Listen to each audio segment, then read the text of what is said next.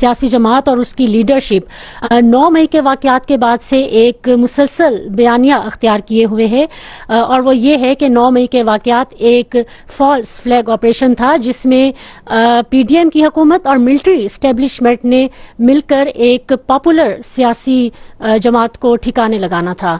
اس حوالے سے سر آپ کے کمنٹس چاہیے. Thank you.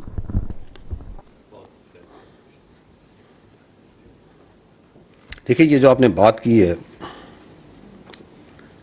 کہ 9 مئی کا سانحہ فوج یا ایجنسیوں نے کروایا، اس سے زیادہ شرمناک اور افسوسناک بات نہیں کی جا سکتی. یہ بات کہنے والوں کی زہریلی سوچ اور سازشی ذہن کی عکاسی کرتا ہے. وقت کی قلت کے باعث میں صرف چند زمینی حقائق آپ کے سامنے رکھتا ہوں اور آپ خود فیصلہ کیجیے. C C T V footages, audio recordings, تصاویر اور ملوث افراد کے اپنے بیانات سے یہ واضح ہوتا ہے کہ ایک منصوبہ بندی کے تحت 9 مئی کو چن چن کے فوجی تنصیبات کو نشانہ بنایا گیا اور 9 مئی سے بہت پہلے ہی لوگوں کی فوج کے خلاف ذہن سازی کی گئی، فوجی قیادت کے خلاف ذہن سازی کی گئی. میں آپ سے سوال کرتا ہوں، کیا یہ ذہن سازی فوجی قیادت نے خود کروائی اپنے خلاف؟ گرفتاری کے چند گھنٹوں میں ملک بھر میں 200 سے زائد مقامات پر صرف فوجی تنصیبات پر حملہ کروایا گیا.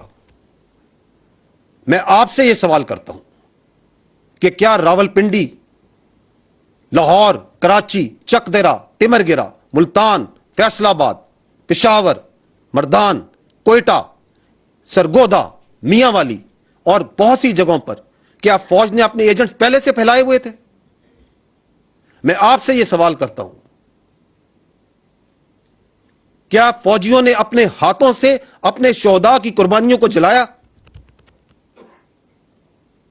میں آپ سے سوال کرتا ہوں، کیا ہم نے اپنے فوجیوں کے ہاتھوں سے اپنے دفاع پاکستان کی علامات کو گروایا اور جلوایا؟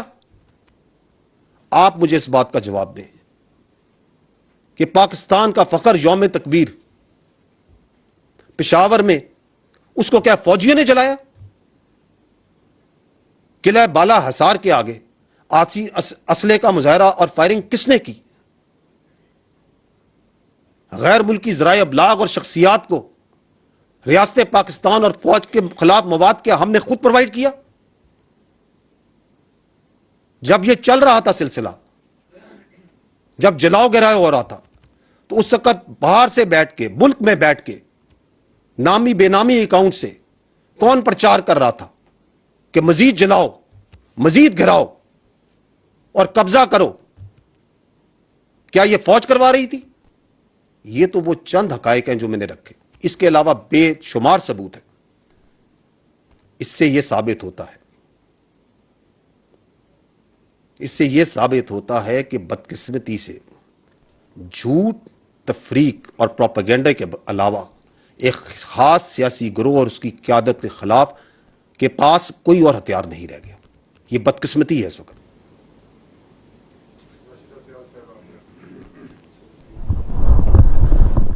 شکریہ سر. راشدہ سیال اب تک سے. سر آپ نے جیسے کہ ذکر کیا کہ ہیومن رائٹس کی وائلیشنز کے حوالے سے بھی پروپیگنڈا کیا جا رہا ہے، اور ہم یہ دیکھتے ہیں کہ 9 مئی کے بعد سے اندرون ملک بھی کچھ جیسے کہ سیاسی جماعتیں ہیں یا کچھ سیکشنز ایسے ہیں جو اس حوالے سے پروپیگنڈا کر رہے ہیں، اور پھر بیرون ملک سے بھی ایسی آوازیں آئیں، خاص کر کے شیلا جیکسن اور یو ایس کانگریس کے دیگر جو ممبرز ہیں ان کا ایک لیٹر بھی ہے سیکرٹری بلنکن کے نام، جس میں یہ کہا گیا ہے کہ پاکستان میں ہیومن رائٹس کی خلاف ورزیاں کی جا رہی ہیں اور یہ نیکسس ہے ملٹری اسٹیبلشمنٹ کا پی ڈی ایم گورنمنٹ کے ساتھ. یہ گٹھ جوڑ سے یہ سب کچھ ہو رہا ہے اور کرش کیا جا رہا ہے یہاں پر پولیٹیکل اپوننٹس کو. آپ کا اس پہ کامنٹ؟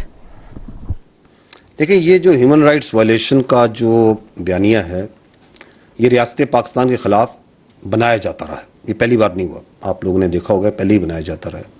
اور جب یہ بیانیہ بنایا جاتا ہے تو اس کی جو مین آواز ہوتی ہے وہ ہمیشہ باہر سے ہی آتی ہے، لیکن اس میں نارملی یہ ہوتا ہے کہ کچھ بدقسمتی سے کچھ عناصر ملک میں بیٹھے ہوتے ہیں جو اس کو تقویت دے رہے ہوتے ہیں. اور آج تک زیادہ تر تو دیکھا گیا ہے کہ یہ جو عناصر ہوتے ہیں یہ وہ دہشت گرد تنظیمیں ہوتی ہیں کہ جب ان کے خلاف دہشت گردی کے دوران ایکشن لیا جاتا ہے تو ہیومن رائٹ وائلیشنز اور انسانی جبر اور قدر ان اقدار کے پیچھے جا کے چھپتے ہیں. اس وقت ہو یہ رہا ہے کہ یہ جو ہیومن رائٹس وائلیشن کا آپ نے بیانیے کی بات کی, اس کو مختلف طریقوں سے چلایا جا رہا ہے. ایک تو اس کو سوشل میڈیا پر بیٹھ کر فیک ویڈیوز ڈالی جاتی ہیں, پرانی تصاویر ڈالی جاتی ہیں, پرانی ویڈیوز ڈالی جاتی ہیں, چیز کو ادھر سے ادھر جوڑا جاتا ہے, غلط بیانات بنائے جاتے ہیں تاکہ لوگوں میں ایک عام تاثر پھیلے کہ ریاست پاکستان جبر کر رہی ہے, تشدد کر رہی ہے. اور کچھ دنوں میں وہ جو فیک ویڈیو اور آڈیو جو سی ہے وہ سب کے سامنے واضح بھی ہو جاتی ہے کہ یہ جھوٹ ہے, ایسے نہیں ہوا تھا, لیکن چونکہ وہ سوشل میڈیا ہے اس میں پھیل جاتی ہے, لوگ ذہنوں میں بیٹھ جاتی ہے, وہ اگلا کام شروع ہو جاتے ہیں. تو ایک تو یہ سوشل میڈیا اس کا ہتھیار ہے جس کو استعمال کیا جا رہا ہے. دوسرا جو اس کی طریقہ ہے وہ یہ ہے کہ پوشیدہ روابط کی بنیاد پر یا پیسے کے استعمال سے مخصوص لوگوں کو باہر جو بیٹھے ہوئے ہیں یا کوئی ایجنسیز یا این جی اوز, ان کے ذریعے بیانات دلوائے جاتے ہیں اور ایک ماحول کریٹ کیا جاتا ہے کہ جی ہیومن رائٹس وائلیشنز جو سی ہیں پاکستان میں بہت زیادہ ہیومن رائٹس وائلیشنز ہو رہی ہیں, ریاست کر رہی ہے, فوج کر رہی ہے, وہ دنیا میں کہیں اور ہو, آپ کے پڑوس میں ہو رہی ہو, کہیں اور ہی ہو, ادھر نہیں, وہ اس کے اوپر بیٹھ کے ادھر فوکس کریں کہ جی یہ جھوٹ کے بنیاد پر جو ہے اس کو چلاتے ہیں.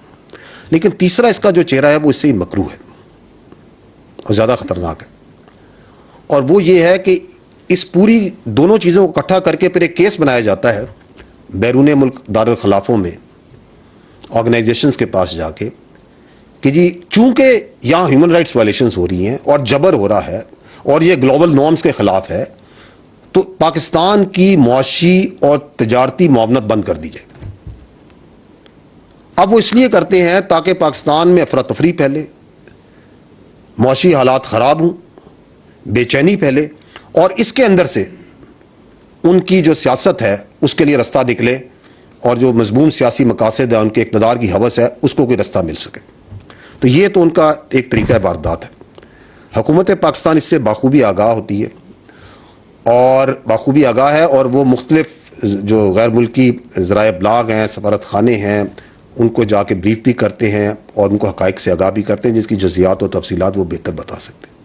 لیکن یہاں پہ جو پوائنٹ میں ایک آپ کو مزید بتانا چاہوں گا وہ یہ ہے کہ یہ جو ہیومن رائٹس وائلیشنز کا پرچار کیا جا رہا ہے اور یہ واویلا مچایا جا رہا ہے, میں تو کہوں گا جو واویلا مچایا جا رہا ہے باہر کے ملکوں میں جا کے, بجائے اس کے کہ پاکستان میں اپنا مقدمہ لڑیں, باہر کے دارالخلافوں میں جا کے جو یہ مچایا جا رہا ہے. میں یہ درخواست کروں گا کہ جن ممالک میں وہ جا کے کہہ رہے ہیں کہ ہیومن رائٹس وائلیشن ہو رہی ہے, ان کے ماضی قریب کی جو تاریخ ہے اس پہ ایک نگاہ ڈال دیں کہ ان جیسے بلوائیوں اور شرپسندوں سے کس صورت اور کس آنی ہاتھ سے وہ نمٹتے ہیں. وہاں تو سرکاری تنصیبات یا املاک کو تھوڑا بہت نقصان پہنچا دے, کوئی ٹانگ رکھ دے کسی کی کرسی پہ, تو وہ کس طرح نمٹتے ہیں. یہاں تو شہداء کے تقدس کو پامال کیا گیا, یہاں تو فوجی تنصیبات پہ منصوبہ بندی کے تحت حملہ کرایا گیا. تو یہ ہیومن رائٹس وائلیشنز کا واویلا مچا کے اس کے پیچھے اس کے 9 مئی کے سہولت کار اور منصوبہ ساز نہیں چھپ سکتے. لاسٹ پوائنٹ,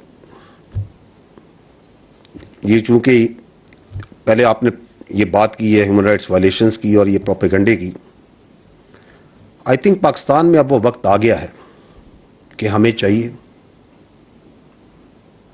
کہ جو جھوٹ کی کرنسی ہے اس کو ختم کریں, اور سچ چاہے وہ کتنا بھی کڑوا ہو اس کو ہضم کرنے کی اپنے اندر صلاحیت پیدا کریں. Thank you.